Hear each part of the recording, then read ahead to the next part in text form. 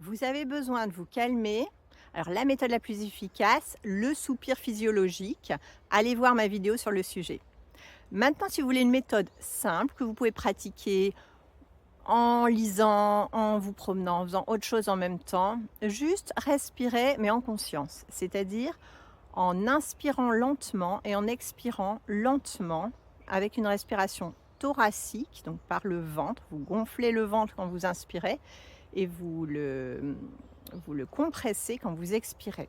Alors si vous avez besoin de vous calmer, vous expirez plus longtemps que vous inspirez. Par exemple, 4 secondes pour l'inspiration, 6 secondes pour l'expiration. Si vous avez besoin de plus vous calmer, allongez l'expiration. 4 secondes l'inspiration, 8 secondes l'expiration. Si vous avez besoin juste de vous équilibrer, 4 secondes l'inspiration, 4 secondes l'expiration, c'est ce qu'on appelle la cohérence cardiaque, qu'on fait pendant 5 minutes. Et si vous avez besoin de trouver de l'énergie, dans ce cas-là, vous inspirez plus longtemps. Mettons 6 secondes l'inspiration, 4 secondes l'expiration. Et c'est aussi efficace. Donc faites ça à chaque fois que vous en avez besoin et je dirais même en courant.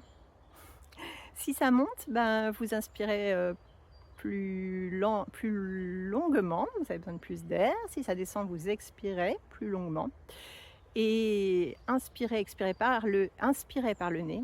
Quand on court, ça aide vraiment à avoir un meilleur souffle sur le long terme. Donc essayez, c'est dur au début, mais essayez, on s'y fait. Donc vous inspirez par le nez et vous expirez par la bouche quand vous courez, parce que sinon ça va être un peu difficile. Si vous arrivez à tout faire par le nez, faites-le. Si vous n'y arrivez pas, il n'y a pas de souci d'expirer par la bouche. Alors essayez.